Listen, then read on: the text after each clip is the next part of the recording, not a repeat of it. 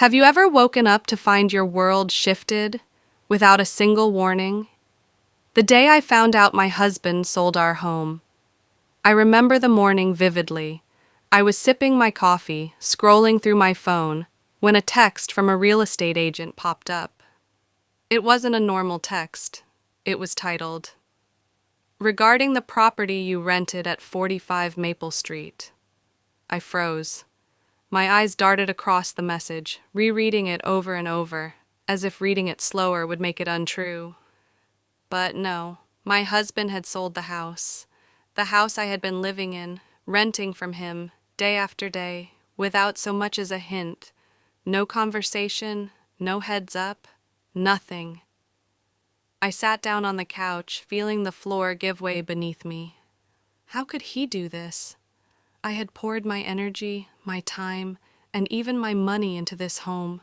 I had made it cozy, decorated it, made it ours, and now, apparently, it wasn't. I called him immediately. His calm, collected voice came through the phone, explaining it was just business, and he didn't think it was a big deal. Not a big deal, I thought. I couldn't believe the audacity. Our home, the place where I felt safe, had been treated like a commodity. I remembered the times I had asked him to discuss big decisions with me, times I had expressed how much I valued communication in our marriage. And here I was, blindsided by the biggest decision involving our life together. The betrayal was sharp, cutting through me in ways I didn't know were possible. I spent the rest of the morning pacing the empty living room, imagining strangers walking through the spaces I had called mine, rearranging what I had carefully placed, sitting in the chair I had chosen because it caught the sunlight just right.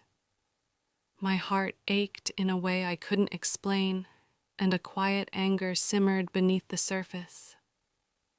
By the afternoon, I had to make a decision.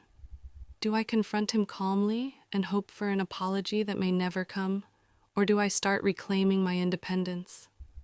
My mind raced through options, moving out, finding a new place, asserting boundaries. I realized I had no choice but to stand on my own. I had let trust build a house, and now I had to rebuild from the ground up. That evening, I packed a few essential things, my clothes, my favorite books, the little mementos that had made this house feel like a home.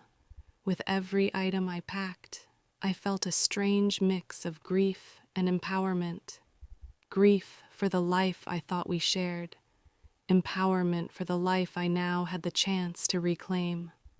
I looked at the empty walls one last time, inhaled deeply, and whispered to myself, I will not let anyone make me feel powerless again. This is my life, and I will protect it.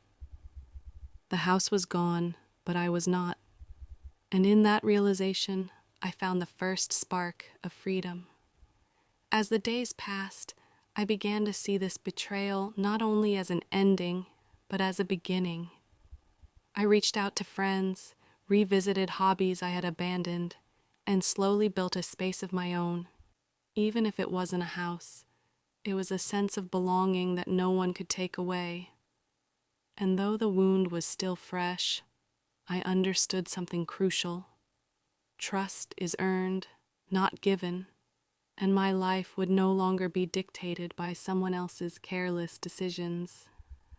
I had lost a home, yes, but I had gained a voice, a strength, and a new way to live unapologetically.